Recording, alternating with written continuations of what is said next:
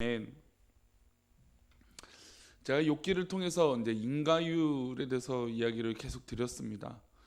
우리 인간의 삶에서 일어나는 일이 무조건 무슨 원인이 있어서 어떤 결과가 있는 것이다.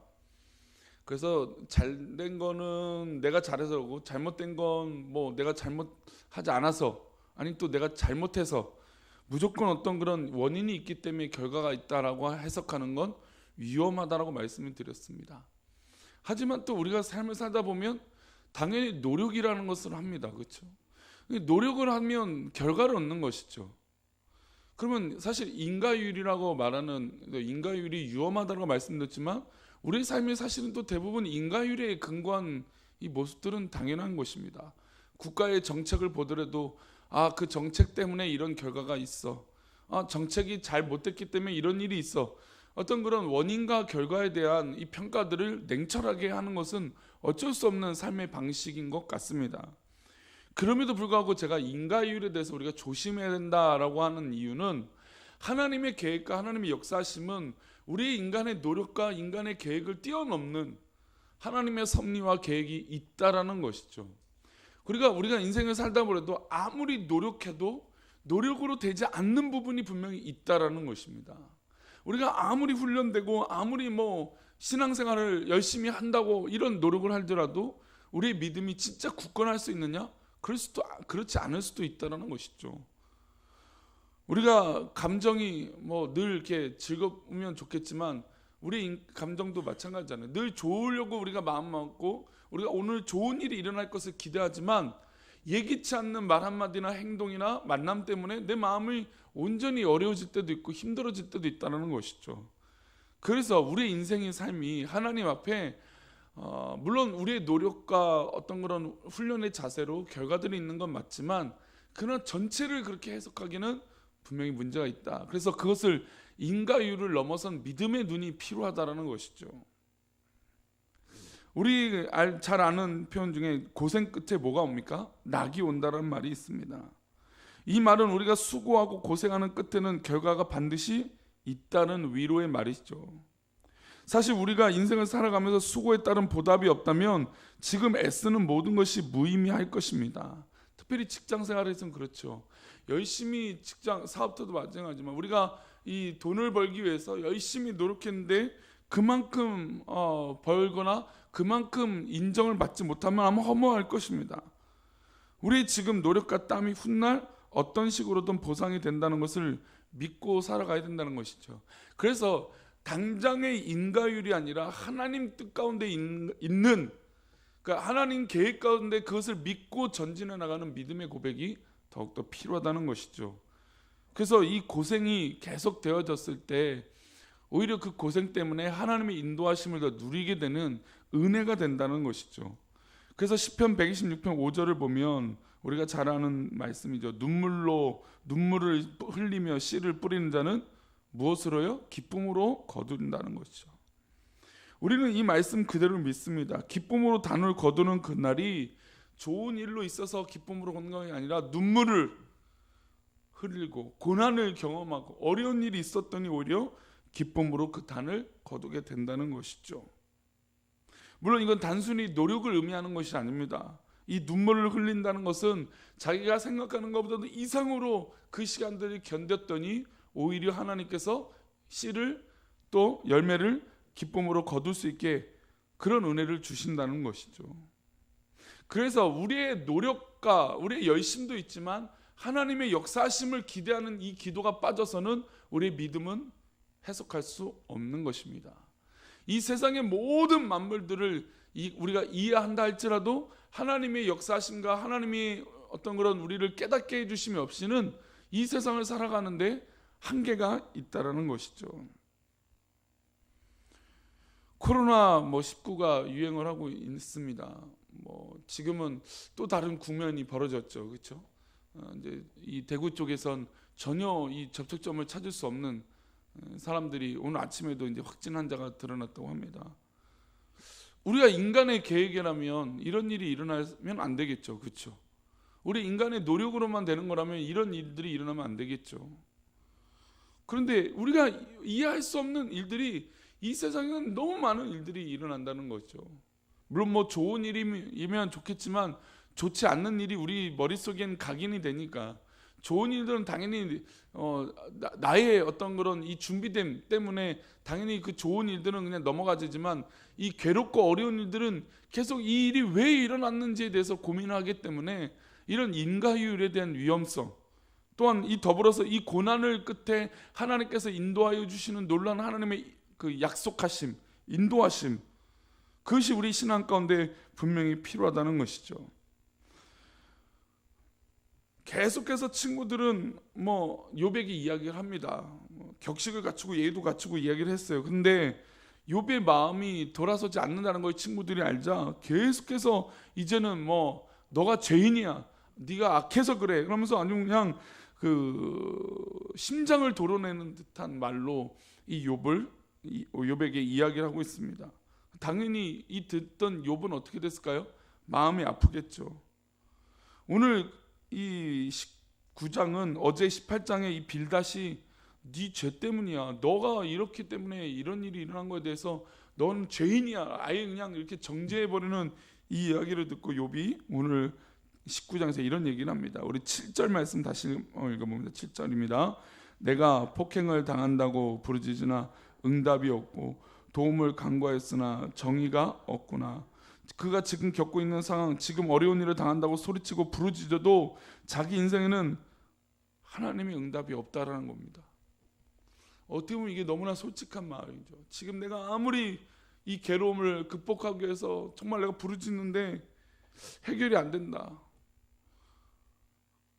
너무 어렵다, 괴롭다, 내가 지금 폭행을 당하고 있다. 14절도 읽어보겠습니다. 14절입니다. 14절. 내 친척은 나를 버렸으며 가까운 친지들은 나를 잊었구나. 친구들에게 말하는 솔직한 고백이죠. 친구들도 떠나고 친척들도 떠나고 가족들도 다 떠나고 너희들까지 나를 지금 괴롭게 하고 있구나라고 고백하고 있습니다. 21절 말씀. 그래서 이렇게 솔직한 욥의 고백을 해요. 21절입니다. 시작. 나의 친구야, 너희는 나를 불쌍히 여겨다오. 나를 불쌍히 여겨다오. 하나님의 손이 나를 치셨구나. 이 말은 욥의 가장 솔직한 고백입니다. 욥은 친구들에게 처음부터 이렇게 말하고 싶었을 것입니다. 야, 다른 얘기하지 말고 잔소리하지 말고 내 마음을 이해해줘. 나를 불쌍히 여겨줘. 하나님의 손으로 나를 치셨어. 하나님께 나에게 왜 이렇게 하셨는지 이유를 알지 못하지만 지금 나는 불쌍히 여김을 받을 만한 처지에 있지 않냐. 난 너무나 괴롭지 않냐. 나를 제발 친구들아 불쌍히 여겨달라고 얘기하고 있습니다. 사실 이 욥의 이런 솔직한 고백 참 우리가 이해할 수 없습니다. 그런데 또 우리 형편을 보면 또 이해가 되죠. 우리 안에 일어난 일들 보면 참 어렵고 힘든 일들이 있을 수 있다는 거죠. 뭐 교회적으로도 마찬가지죠. 이런 인간적인 고백 이후에 욥이 놀라운 고백을 쏟아내요. 25절부터 27절인데요. 25절부터 27절까지 세 절 말씀 읽어봅니다. 내가 알기에는 나의 대속자가 살아계시니 마침내 그가 땅 위에 서실 것이라. 내 가죽이 벗김을 당한 뒤에도 내가 육체 밖에서 하나님을 보리라. 내가 그를 보리니 내 눈으로 그를 보기를 낯선 사람처럼 하지 않을 것이라. 내 마음이 초조하구나.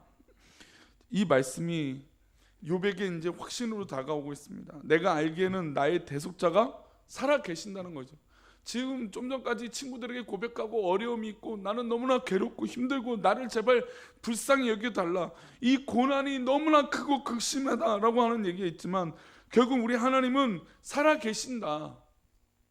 마침내 그가 땅 위에 서서 우리를 통치하실 것이다. 우리 가운데 역사하실 것이다. 심지어 욥이 심정을 고백하는데 내 가죽이 다 벗겨져서 정말 참혹한 이 형상 가운데, 사실은 지금 욥은 이 가죽이 벗겨진 상황이나 마찬가지죠.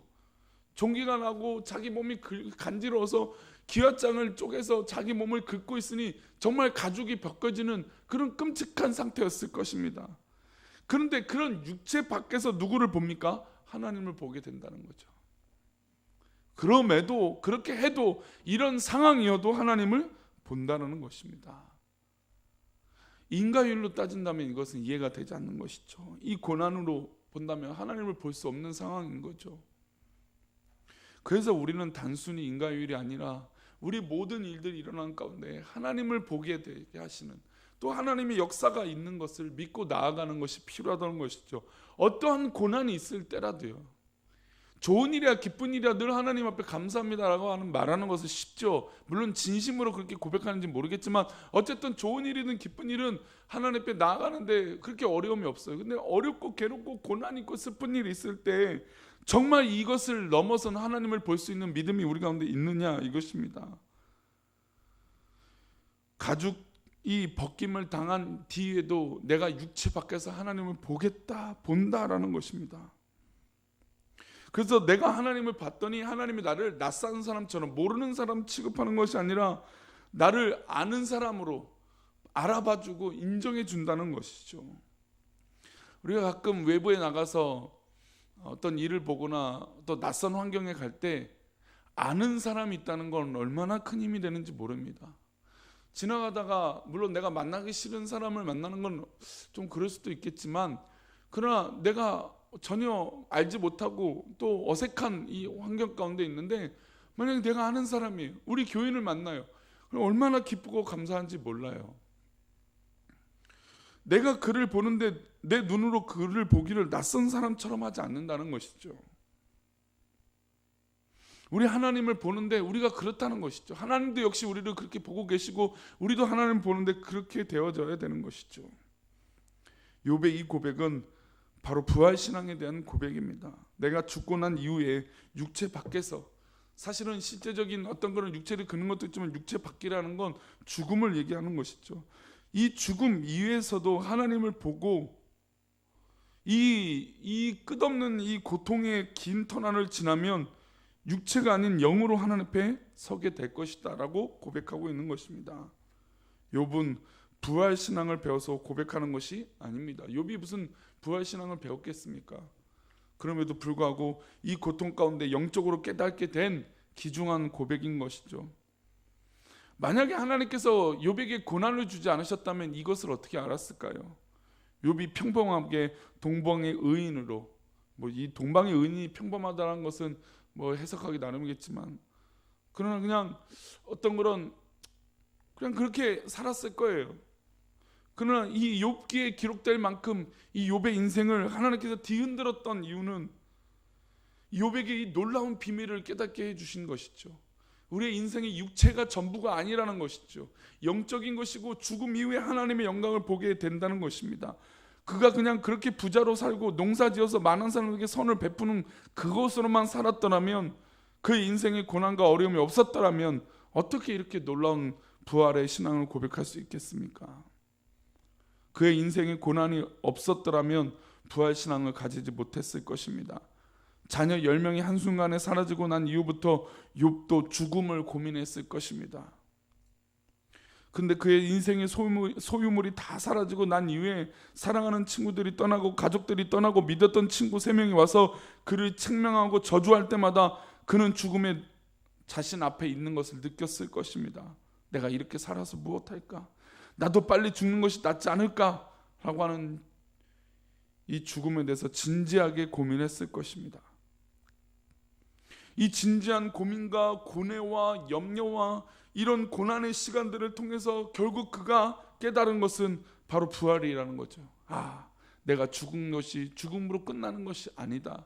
내가 육체 바깥에서 결국 하나님을 만나게 된다는 것입니다. 그래서 우리는 우리의 인생을, 우리의 삶을 함부로 할 수 없는 것입니다. 아무리 어려운 고난이 올지라도 우리는 포기할 수 없습니다. 왜냐하면 결국 하나님께서 우리를 이끄시고 부활하시고 또 승리케 하여 주실 것이기 때문입니다. 우리가 잘할 수도 있고 잘 못할 수도 있지만 하나님 뜻 가운데 있다면 그 모든 것은 결국 하나님의 뜻이 될 줄 믿습니다. 그리스도의 십자가의 고난의 의미는 바로 이 부활인 것이죠. 만약 그리스도의 십자가가 부활이 없었고 그 십자가로 끝났다면 그건 우리가 정말 믿고 나아가는 데는 너무 단순히 그냥 십자가의 죽음, 위대한 한 사람의 죽음으로만 끝났을 것입니다. 그러나 부활이 있기 때문에 전능하신 예수 그리스도의 사망 권세 이기신 그 예수님을 우리가 믿는 것이죠. 욥이 이 부활의 신앙을 깨달았다는 것은 굉장히 놀라운 것이에요. 그러니까 만약 깨닫지 않으면 그냥 포기하고 자신의 생을 마감했겠죠. 그 정도로 고난이 어려운 고난이니까. 욥의 고난을 어떻게 이해할 수 있겠습니까? 이 엄청난 고난을 경험했으니 정말 자신의 생을 마감하고 싶었을 것입니다. 그런데 자신의 생을 마감하는 게 그게 끝이 아니라는 것이죠. 우리가 알다시피 아브라함이 이삭을 데리고 모리아 산으로 가는 3일 길은 얼마나 고통스러웠겠습니까? 자신의 아들을 죽이는 것보다, 바치는 것보다 그냥 자기가 죽는 것이 더 나을 수도 있었을 것입니다. 근데 하나님의 음성을 듣고 이 3일 길을 걷는 동안 얼마나 많은 괴로움과 이 고통이 그에게 가득했을 것입니다. 우리 인생에도 이런 고난이 있겠죠. 알 수 없는 고난, 이해할 수 없는 고난, 참을 수 없는 고난, 이런 영적인 고난 등이 우리 인생을 고난하게 만들고 힘들게 만들 수도 있습니다. 그런데 결국은 어떻습니까? 하나님이 예비하심이 있다는 것이죠. 정말 하나님이 이삭을 죽이게 하려고 하시는 의도가 아니라 아브라함의 믿음을 보시기 위한 것이었습니다. 이걸 어떻게 깨달아요, 아브라함이요? 모르죠. 욥이 그걸 어떻게 깨닫습니까? 모르죠. 고난이 없었더라면, 이 고뇌하는 시간이 없었더라면 아브라함에게 여호와 이레는 있을 수 없는 것입니다. 욥에게 이런 고난이 없었더라면 이 부활, 내가 육체 바깥에서도 하나님을 보겠다라고 하는 놀라운 이 고백을 할 수 없는 것이죠. 우리 사랑하는 성도들 가운데 고난이 있으십니까? 어려움이 있으십니까? 그러면 이 그리스도인들에게 고난의 끝은 열매 맺는 부활인 줄 믿습니다. 근데 열매 맺는 부활이 돈인가요? 뭐 건강인가요? 아니죠. 알 수 없죠. 열매 맺는 부활은 오직 영적으로밖에 해석이 안 되는 것이죠. 오늘 우리가 당하는 이 고난의 끝에 손에 잡히지 않아서 괴롭고 보이지 않아서 어렵고 그래서 낙심하지 않기를 소망합니다. 혹시나 하나님께서 나에게 이런 고난을 주셨다면 물질을 보상해 주지 않으실까? 건강으로 보답해 주시지 않을까? 라고 기대하시겠지만 우리의 기대보다 훨씬 더 큰 부활의 기쁨으로 우리에게 돌려주실 줄 믿습니다. 그러니 눈에 보이지 않는 부활이 눈에 보이는 보답보다 비교할 수 없습니다. 이게 진짜 믿음의 귀한 고백이에요. 깨달음이에요. 우리가 단순히 이것은 이것이다라고 얻어지는 이 결과론만, 이 결과론적인 것만 신앙을 갖는다면 부활의 기쁨을 어떻게 깨달을 수 있겠습니까?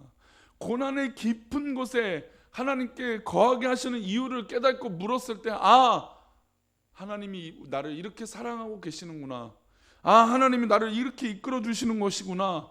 그래서 결국에 그 고난 끝에 하나님의 뜻을 만나게 될 줄 믿습니다.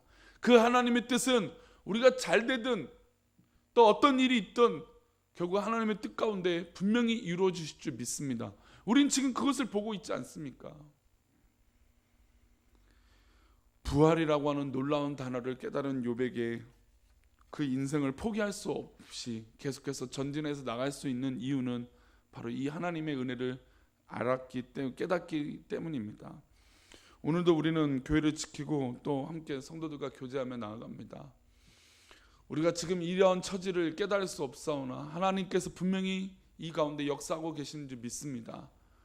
그래서 자꾸 과거에 얽매여서 그래서 그랬어 라고 이 과거에 어떤 처해 있는 그런 고백이 아니라 앞으로 하나님께서 어떻게 역사하실 것인가, 앞으로 하나님 우리 교회를 어떻게 이끌어 주실 것인가 라고 기대하며 하나님 역시 하나님 살아계시는구나, 하나님 역시 우리를 사랑하고 계시는구나 라고 깊이 깨달은, 그래서 그 고난을 넘어선 하나님의 은혜가 우리 성도들 가운데 있기를 축원합니다. 기도하겠습니다. 하나님,